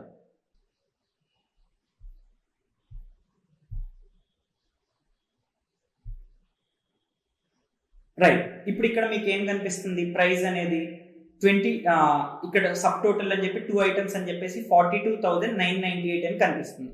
నేను ఇప్పుడు ఏం చేశానంటే క్వాంటిటీ అనేది 4 పెట్టాను. ఓకే, ఇక్కడ 4 అనేది అవైలబుల్గా లేదు. సో 1 అనేది పెడదాం. సో 1 అని పెట్టగానే ఏమవుతుంది? 21,499 అని అంటుంది. నేను ఎప్పుడైతే దీన్ని 2 కింద మార్చానో ఆటోమేటిక్ ఏమైపోతుంది అంటే 42,998 అని మారిపోతుంది. సో ఈ సబ్ టోటల్ అనే దాని దగ్గర మారింది, ఇక్కడ మారింది. సో ఇలా మల్టిపుల్ పేజెస్ లో మారిపోయింది. కానీ మనం ఏమైనా వెబ్సైట్ ని రీలోడ్ చేసామా? చేయలేదు. చేయకపోయినా కానీ ఏం జరిగింది? వెబ్సైట్ అనేది రీలోడ్ అవ్వకుండానే మనకి ఏం జరిగింది అంటే మనం ఒకటి ఈ వెబ్సైట్ లో ఈ క్వాంటిటీ అనేది 1 అని మార్చగానే ఆర్ 2 అని మార్చగానే దానికి సంబంధించిన ఓవరాల్ గా మనం ఎంత దానికి పెట్టి కొనాలి అనేది నెంబర్స్ మారిపోతా ఉన్నాయి. అవునా? సో ఈ మార్పులు ఏదైతే మనం ఇంటరాక్ట్ అవుతూ ఉన్న కొద్దీ ఈ మార్పులు మనకి వితౌట్ ఒక పేజ్ రీలోడ్ అవ్వకుండా జరుగుతుంది అనేది ఏదైతే ఉందో దాన్ని మనం ఈ జావా స్క్రిప్ట్ అనే దాంతో మనం అచీవ్ చేస్తాం అన్నమాట. ఓకేనండి? సో మీరు ఇక్కడ అర్థం చేసుకోవాల్సింది ఏంటి అంటే ఈ జావా స్క్రిప్ట్ అనే దాని వల్ల ఏం జరుగుతుంది అంటే వెబ్సైట్ ని మనం ప్రతిసారి మళ్ళీ రీలోడ్ చేయనక్కర లేకుండా మనం ఇంటరాక్ట్ అవుతూ ఉంటే ఆటోమేటిక్ గా ఏ parts of the page change అవ్వాలో ఓన్లీ వాటి వరకు మాత్రమే చేంజ్ అవుతూ ఉంటది అనమాట. మనం ఇంతకుముందు చూసిన ఎగ్జాంపుల్ ఏంటి? క్వాంటిటీ 1 అని పెట్టినప్పుడు ఏమో 21,499 వచ్చింది. క్వాంటిటీ 2 అని పెట్టగానే మనకి ఏమైపోయింది? 43,000 సమ్ నెంబర్ ఒకటి వచ్చింది. అంతేగాని పేజ్ మొత్తం రీలోడ్ అవ్వలేదు. ఓన్లీ కొద్ది పార్ట్ ఆఫ్ ద పేజ్ మాత్రమే ఎక్కడెక్కడైతే కంటెంట్ అనేది అప్డేట్ అవ్వాలో ఓన్లీ ఆ పార్ట్ వరకు మాత్రమే అప్డేట్ అయింది. సో ఇలా అవ్వాలి అంటే ఎవరు సహకరించాలి మనకు అక్కడ అంటే దేన్ని వాడాలి? మనం ఈ జావా స్క్రిప్ట్ అనే దాన్ని మనం వాడాలన్నమాట. సో ఈ జావా స్క్రిప్ట్ అనేది ఏం చేస్తుందంటే ప్రతిసారి మొత్తం పేజీని రీలోడ్ చేయలేక లేకుండా ఏ పార్ట్ అయితే రీలోడ్ అవ్వాలో ఓన్లీ దాని వరకు కావాల్సిన కాంటెంట్ ని సర్వర్ దగ్గర నుండి తెచ్చుకొని మనకి చూపిస్తుంది అనమాట. సో దీంతో ఏమవుతుంది అంటే ఇంటర్నెట్ అనే దాంట్లో మనం నిన్న ట్రాఫిక్ అనేది ఉంటది అని మాట్లాడుకున్నాం కదండి. సో ఓన్లీ ఆ కొద్ది పార్ట్స్ వరకు మాత్రమే మనం తెచ్చుకోవడం వల్ల ఏమవుతుంది అంటే ఆ ట్రాఫిక్ అనేది చాలా చాలా తగ్గిపోతుంది అనమాట. ఓన్లీ కొద్దిపాటి డేటాతో మాత్రమే మనం దాన్ని తెచ్చేసుకోగలుగుతాం అనమాట. సో మీకు జావా స్క్రిప్ట్ అంటే అర్థం కావాల్సింది ఏంటి అంటే మనం ఏదైనా ఒక వెబ్ పేజ్ లో ఉన్నప్పుడు, వెబ్సైట్ లో ఉన్నప్పుడు మనం కొన్ని ఇంటరాక్ట్ అవుతూ అంటే ఏదో ఒకటి మారుస్తూ ఉన్నప్పుడు కొన్ని పార్ట్స్ ఆఫ్ ద వెబ్సైట్ మాత్రమే చేంజ్ అవుతూ ఉంటాయి. సో దీన్ని ఎవరు అయితే ఫెసిలిటేట్ చేస్తారు అంటే ఈ జావా స్క్రిప్ట్ అనే దాంతో అది జరగడం అనేది సాధ్యమవుతుంది అనమాట. ఓకేనండి. సో ఇక్కడ మీరు చూస్తే Java script ads interactive experience to the website. Interactive experiences అంటే ఏంటంటే మనం అక్కడ నెంబర్స్ మారుస్తూ ఉన్నాము. సో నెంబర్స్ మారుస్తున్నప్పుడు కొద్ది parts of the website change అవుతూ ఉంది. సో మనం ఇంటరాక్ట్ అవుతూ ఉన్నాము, ఆ ఇంటరాక్ట్ అయిన దానికి తగ్గట్టుగా ఏవేవైతే మారాలో వాటి వరకు మారుతుంది. సో ఇలా మారడానికి సహకరించడానికి ఏంటి అంటే మనకి జావా స్క్రిప్ట్ అనే దాన్ని యూజ్ చేస్తాం అనమాట. ఓకేనండి. సో ఇప్పటిదాకా మనం ఏమర్థం చేసుకున్నాము ఈ ఫ్రంట్ ఎండ్ టెక్నాలజీస్ లో? HTML అంటే ఏంటి అనేది అర్థం చేసుకున్నాము. CSS అంటే ఒకటి నథింగ్ బట్ స్టైల్, అందంగా చూపించడానికి అనేది వాడతాము అనేది అర్థం చేసుకున్నాము. అలాగే జావా స్క్రిప్ట్, ఈ జావా స్క్రిప్ట్ అంటే ఏంటి అంటే పేజ్ మొత్తం రీలోడ్ అవ్వనక్కర్ లేకుండా కొద్దిపాటి పేజ్ మాత్రమే మనకి ఇంటరాక్ట్ అవుతూ ఉన్న కొద్ది మారడం అనేది చేసేది ఎవరు అంటే ఈ జావా స్క్రిప్ట్ అనేది. ఓకేనండి. సో మళ్ళీ మనం HTML గురించి డీప్ గా వెళ్తాము, ఈ CSS అనే దాని గురించి డీప్ గా వెళ్తాము, అలాగే ఈ జావా స్క్రిప్ట్ అనే దాని గురించి కూడా ఇంకా డీప్ గా వెళ్తాము. బట్ మనకి ప్రస్తుతానికి ఎంతవరకు అర్థం కావాలి అంటే ఈ ఫ్రంట్ ఎండ్ టెక్నాలజీస్ లో HTML అంటే హైపర్ టెక్స్ట్ అంటే లింకులు ఉంటాయి, మార్కప్ అంటే ఏది ఎలా కనబడాలి అనేది చెప్తాను చేసే లాంగ్వేజ్, CSS అంటే స్టైలింగ్. ఈ CSS అనేది మొత్తం అంతా కూడా దేని గురించి డీల్ చేస్తుంది అంటే అందంగా, ఇంకా దీన్ని అద్భుతంగా ఎట్లా చూపించాలి అనేది అంతా కూడా చేసేది ఎవరు అంటే CSS. ఈ జావా స్క్రిప్ట్ అనేది ఏంటి అంటే మనం ఇంటరాక్ట్ అంటే మనం ఇలా ఏదైనా నొక్కినప్పుడు కానీ ఏదైనా చేసినప్పుడు యాక్షన్ ఏదైనా చేసినప్పుడు మొత్తం వెబ్సైట్ అనేది మొత్తం లోడ్ అవ్వకుండా ఓన్లీ చిన్న పార్ట్స్ ఆఫ్ ద వెబ్సైట్ మాత్రమే అప్డేట్ అవుతూ ఉంటాయి. సో ఈ అప్డేట్ అవుతూ ఉండడానికి మనకి ఏంటి అంటే దీనికోసం జావా స్క్రిప్ట్ అనేది వాడతాం. సో మనకి ఇంతవరకు అర్థమైతే సరిపోతుందండి. ఓకేనా.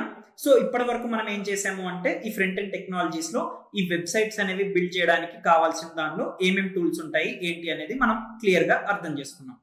ఇప్పుడు మనం ఏం చేద్దామంటే నెక్స్ట్ మొబైల్ యాప్స్ వినే ఉంటారు కదా, మొబైల్ యాప్స్, మొబైల్ అప్లికేషన్స్ అని.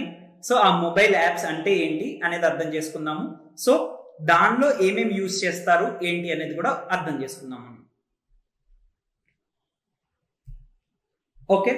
ఇప్పుడు ఏంటి అంటే ఆండ్రాయిడ్ యాప్ డెవలప్మెంట్ అని అన్నాం. ఓకే. యాప్ అంటే ఏంటి? అప్లికేషన్. ఆండ్రాయిడ్ అంటే ఏంటి? Operating system.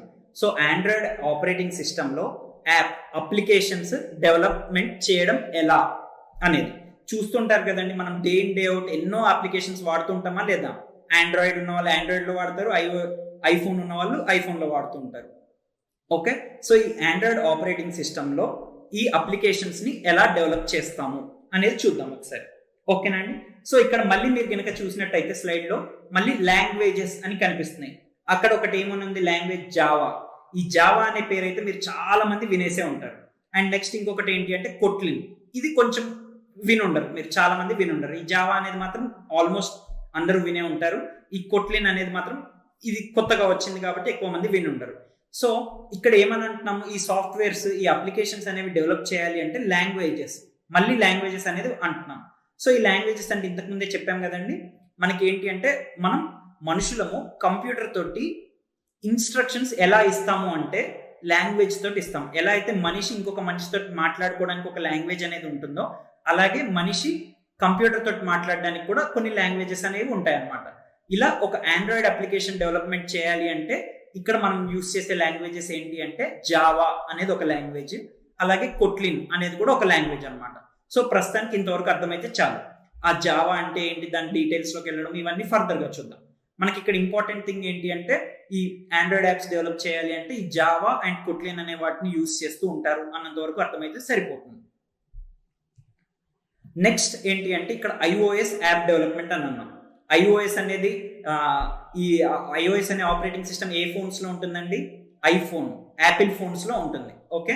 యాపిల్ ఫోన్స్ లో ఉండే ఆపరేటింగ్ సిస్టమ్ పేరు ఏంటి అంటే iOS. సో ఈ iOS అనే దానిలో యాప్స్ ని గనక మళ్ళీ మనం అప్లికేషన్స్ ని గనక డెవలప్ చేయాలనుకోండి, ఇక్కడ లాంగ్వేజెస్ అనేది చూస్తే ఆబ్జెక్టివ్-C అనేది ఒకటి ఉంది, స్విఫ్ట్ అనేది ఒకటి ఉంది. సో నాకు తెలిసి చాలా తక్కువ మంది వినుంటారు ఈ ఆబ్జెక్టివ్-C కానీ స్విఫ్ట్ కానీ చాలా తక్కువ మంది వినుంటారు. ఓకే.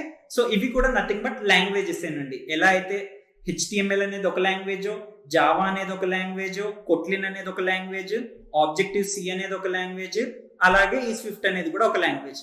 ఓకేనా. సో ఈ లాంగ్వేజెస్ అన్ని కూడా దేనికి అంటే మనం మనుషులము కంప్యూటర్ కి ఇన్స్ట్రక్షన్స్ ప్రొవైడ్ చేయడానికి వాడే డిఫరెంట్ లాంగ్వేజెస్ అనమాట. ఓకే, ఈచ్ లాంగ్వేజ్ అనేది, ప్రతి లాంగ్వేజ్ కూడా ఒక పర్పస్ అనేది ఉంటుందండి. ఏ లాంగ్వేజ్ తీసుకున్నా దానికంటూ ఒక పర్పస్ అనేది ఉంటుంది. సో ఆ ఏ లాంగ్వేజ్ కి ఏ పర్పస్ ఉంది ఏంటి అనే విషయాలు కూడా మనం ముందుకెళ్తున్న కొద్దీ అర్థమవుతూ ఉంటుంది అనమాట. ఓకే, ప్రస్తుతానికి మనకి ఇంతవరకు అర్థమైతే చాలు. లాంగ్వేజ్ అనగానే మనకి ఏంటంటే ఒక మనిషి కంప్యూటర్ తోటి కమ్యూనికేట్ చేయడానికి ఉపయోగించేది. సో ఇక్కడ మల్టిపుల్ లాంగ్వేజెస్ అనేవి ఉండొచ్చు. ఆ లాంగ్వేజ్, ఒక్కొక్క లాంగ్వేజ్ కి ఒక పర్పస్ అనేది ఉంటుంది అన్నంత వరకు అర్థమైతే సరిపోతుంది. సో దానిలో మనం ఏం మాట్లాడుతున్నాము అంటే, ఆండ్రాయిడ్ అనేది వాడితే ఆండ్రాయిడ్ అనే దానిలో మనం అప్లికేషన్స్ డెవలప్ చేయాలి అంటే ఏమో జావా, కొట్లిన్ అనే దాని గురించి వాడతారు అని అర్థం చేసుకున్నాము. అలాగే iOS అంటే ఐఫోన్ ఇలాంటి వాటిల్లో అప్లికేషన్స్ డెవలప్ చేయాలి అంటే ఆబ్జెక్టివ్ సి అండ్ స్విఫ్ట్ ఇలాంటివి వాడుతూ ఉంటారు అని అర్థం చేసుకున్నాం. సో ఇంతవరకు అర్థమైతే సరిపోతుంది మనకి. ఓకేనా. Next, responsive web design. ఇది మళ్ళీ ఇంకో కొత్త పదం అండి.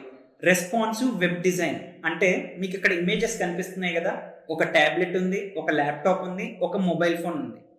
ఇదే ఒక డికేడ్ బ్యాక్ అంటే ఒక 10 సంవత్సరాల క్రితం చూసుకొని ఉంటే మనకి ఏంటి అంటే కంప్యూటర్స్, ల్యాప్టాప్స్ ఉన్నాయి, అంటే మొబైల్స్ కూడా ఉన్నాయి, కానీ ఎంత పెనిట్రేషన్ కాదు, అంతేనా.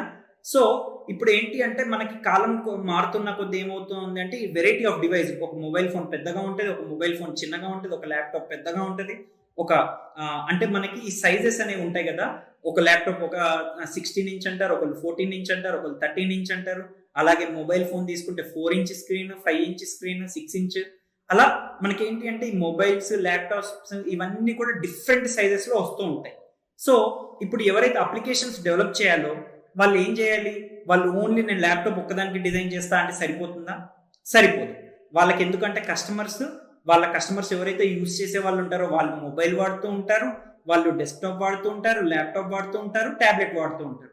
మరి ఇన్ని డివైజెస్ ఉంటే ప్రతి డివైస్ కి కూడా వీళ్ళు సపరేట్ గా చేస్తూ ఉంటారా? లేదు. సో ఏం చేస్తారు అంటే ఈ రెస్పాన్సివ్ వెబ్ డిజైన్ అనేది చాలా చాలా ఇంపార్టెంట్ థింగ్ అండి. ఈ రోజు ఎవరు కొత్తగా వెబ్సైట్ బిల్డ్ చేసినా ఏది చేసినా కానీ అందరూ ఏం చేస్తారంటే ఈ రెస్పాన్సివ్ వెబ్ డిజైన్ అనేది వాడి చేస్తారనమాట.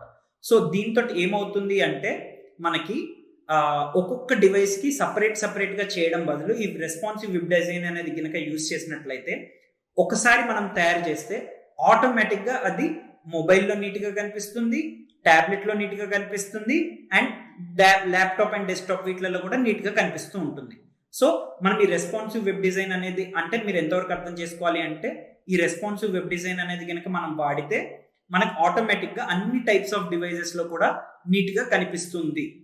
ఆటోమేటిక్ గా ఎప్పుడైతే అన్ని డివైజెస్ లో నీట్ గా కనిపించేటట్టు చేసే టెక్నాలజీ ఏదైతే ఉంటుందో దానికి ఆటోమేటిక్ ఇంపార్టెన్స్ ఎక్కువే ఉంటుంది కదండి, రైట్. సో ఈ రెస్పాన్సివ్ వెబ్ డిజైన్ అనేది కనుక మనం యూజ్ చేసినట్టయితే ఈ రెస్పాన్సివ్ వెబ్ డిజైన్ తోటి వెబ్సైట్స్ బిల్డ్ చేసే వీళ్ళందరికీ కూడా చాలా చాలా ఈజీగా జాబ్స్ అనేవి రావడం జరుగుతుంది. ఎందుకంటే ఎవరు బిల్డ్ చేయాలన్నా కానీ ఈరోజు వెబ్సైట్లు కానీ ఇవి బిల్డ్ చేయాలి అంటే అందరూ కూడా ఈ రెస్పాన్సివ్నెస్ అనేది చేయాలి. ఓకేనా. నెక్స్ట్ మనం ఇక్కడ ఇంకొకటి ఏంటి అంటే ఇప్పుడు క్రాస్ ప్లాట్ఫామ్ అని వాడుతాం.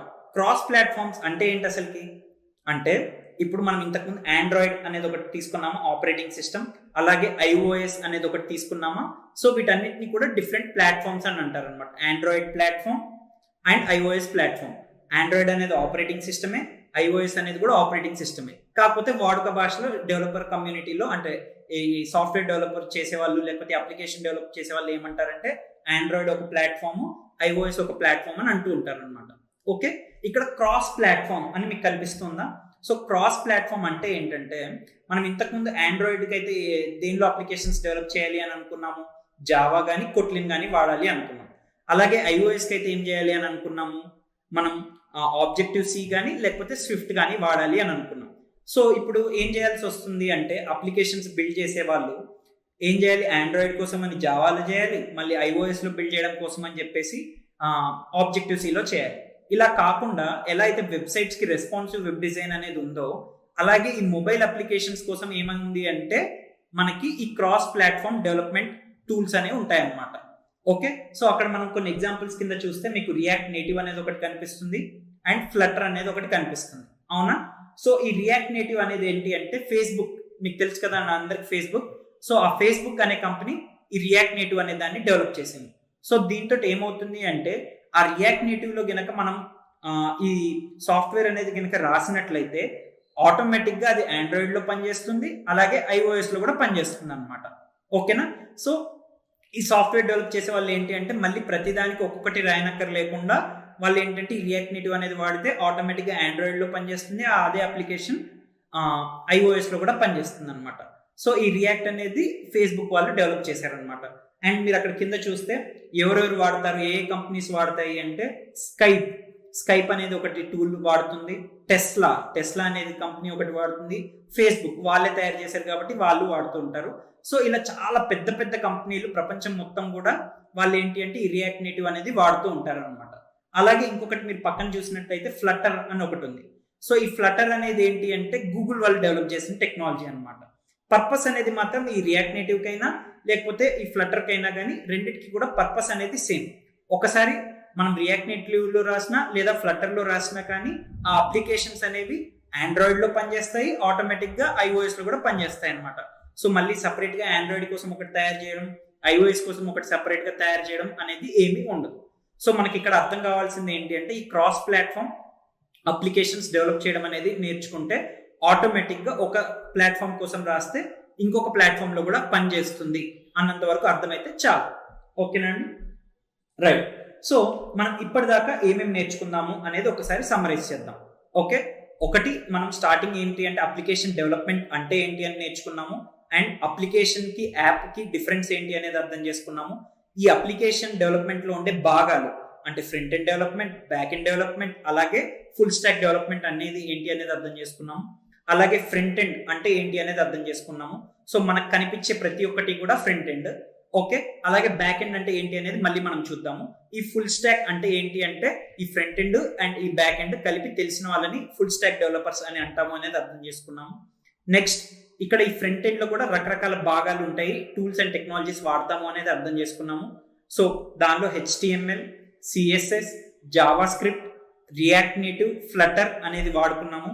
ఓకే, సో దానిలో HTML అంటే హైపర్ టెక్స్ట్ అంటే లింకులు, మార్కప్ అంటే ఏది ఏ విధంగా కనబడే లాంగ్వేజ్ అని అనుకున్నాము. CSS అంటే స్టైల్ అంటే ఏదైనా సరే అందంగా కనబడాలి అంటే దానికి CSS వాడుకుంటాము అనేది అర్థం చేసుకున్నాము. దాన్ని ఎలా అచీవ్ చేస్తాము అంటే ఫాంట్స్ అంటే ఏ విధంగా కనిపిస్తుంది అనేది, సైజ్, కలర్, పొజిషనింగ్, ఇలా కొన్ని ఎలిమెంట్స్ తోటి మనం అందాన్ని అచీవ్ చేస్తాము అనేది అనుకున్నాము. నెక్స్ట్ జావా స్క్రిప్ట్ అనే దాని గురించి మాట్లాడుకున్నాము. సో జావా స్క్రిప్ట్ అనేది ఏం చేస్తుంది అంటే మనకి ఒక వెబ్ పేజ్ ఉంటే ఆటోమేటిక్గా మొత్తం పేజ్ అంతా రీలోడ్ అవ్వకుండా ఓన్లీ మనం ఇంటరాక్ట్ అవుతూ ఉంటే ఓన్లీ కొద్ది పార్ట్స్ మాత్రమే అప్డేట్ అవుతూ ఉంటాయి. సో ఆ కొద్ది పార్ట్స్ మాత్రమే అప్డేట్ అవుతూ అట్లా ఉండాలి అంటే దానికి మనం ఏంటి అంటే ఈ జావా స్క్రిప్ట్ అనేది వాడుతూ ఉంటాం అనేది అర్థం చేసుకున్నాము. అలాగే ఆండ్రాయిడ్ అప్లికేషన్స్ డెవలప్ చేయాలంటే ఏం యూస్ చేస్తాము, ఐఓఎస్ అప్లికేషన్స్ డెవలప్ చేయాలంటే ఏం యూస్ చేస్తాము, అసలు ఈ లాంగ్వేజ్ అంటే ఏంటి అనేది అర్థం చేసుకున్నాము. ఎలా అయితే హ్యూమన్స్ కమ్యూనికేట్ చేసుకోవడానికి ఒక లాంగ్వేజ్ ఉంటుందో అలాగే హ్యూమన్ కంప్యూటర్ తోటి మాట్లాడాలి, ఇన్స్ట్రక్షన్స్ ఇవ్వాలి అంటే వాటికి లాంగ్వేజెస్ ఉంటాయి, అలా చాలా లాంగ్వేజెస్ ఉంటాయి అనేది అర్థం చేసుకున్నాము. ఒక్కొక్క లాంగ్వేజ్ కూడా ఒక పర్పస్ ఉంటుంది అనేది కూడా మనం అర్థం చేసుకోవడం అనేది జరిగింది. ఓకేనా, ఆ తర్వాత రెస్పాన్సివ్ వెబ్ డిజైన్ అంటే ఏంటి అనేది అర్థం చేసుకున్నాము. సో ఒకసారి రెస్పాన్సివ్ వెబ్ డిజైన్ అనేది కనుక వాడి మనం వెబ్సైట్ కనుక డెవలప్ చేసినట్టయితే ఆటోమేటిక్గా అది మొబైల్లో, ట్యాబ్లెట్లో, ఇలా డిఫరెంట్ సైజెస్ ఆఫ్ డివైజెస్లో కూడా అందంగా కనిపిస్తుంది అనేది అర్థం చేసుకున్నాం. Next cross platform application development అనేది అర్థం చేసుకున్నాము. దానిలోనే మనకి రియాక్ట్ నేటివ్, ఫ్లటర్ అనేవి వచ్చాయి. సో ఈ రెండిట్లో కనుక మనం దేనిలో ఒక దాంట్లో డెవలప్ చేసినట్టయితే ఆటోమేటిక్గా అది ఆండ్రాయిడ్లో పనిచేస్తుంది, ఐఓఎస్లో పనిచేస్తుంది అనేది మనం ఇప్పటిదాకా అర్థం చేసుకున్నాం. అంతేనా? ఇంకొకటి ఏంటి అంటే మనం అర్థం చేసుకుంది ఇక్కడ పార్సింగ్ అండ్ రెండరింగ్. పార్సింగ్ అంటే అర్థం చేసుకోవడం, రెండరింగ్ అంటే ఆ అర్థం చేసుకున్న దాన్ని ఏ విధంగా అయితే చూపించాలో ఆ విధంగా చూపించడం. ఓకే, సో ఇంతవరకు అర్థం చేసుకున్నాం మనం. ఓకే, నెక్స్ట్ ఇప్పుడు మీకు అందరికీ కూడా ఇక్కడ ఇంపార్టెంట్ విషయం ఏంటంటే అండి, మీకు ఇక్కడ ఏది అర్థం కాకపోయినా కానీ మీరు ఏం చేస్తారు అంటే మళ్ళీ ఒకసారి ఇదే వీడియోని మీరు రిపీట్ చేసేయండి, చూడండి. మీకు ఈ వీడియో అవైలబుల్గానే ఉంటుంది. అంతేకాని మీరు వేరే ఇంకెవరితోటో దీన్ని చెప్పించుకొని అర్థం చేసుకుందాం అనే ప్రయత్నం మాత్రం చేయకండి. ఓకేనా? సో ఎందుకంటే మేము ఇక్కడ ఒక సిస్టమేటిక్గా ఒక రీసెర్చ్ బేస్డ్ మెథడాలజీస్ తోటి ఒక విధంగా మీకు నేర్పిస్తున్నాం. దీంతో ఏంటి అంటే మీకు ఫండమెంటల్ కాన్సెప్ట్స్ ఒకటి తర్వాత ఒకటి చాలా సింపుల్ అండ్ ఈజీ వేలో అర్థమవుతూ ఉంటాయి. ఇవి మీకు ఎప్పుడైతే బాగా అర్థమవుతాయో ఆటోమేటిక్గా ఈ 4.2 టెక్నాలజీస్ ముందుకెళ్తూ ఉన్న కొద్దీ ఈ అడ్వాన్స్డ్ టెక్నాలజీస్ని కూడా ఇంతే సింపుల్ విధానంలో మీరు చేసుకుంటూ నేర్చుకుంటూ వెళ్ళిపోతూ ఉంటారు. చాలా ఈజీగా గ్రో అవుతూ వెళ్తూ ఉంటారు అనమాట. Right, thank you, all the best.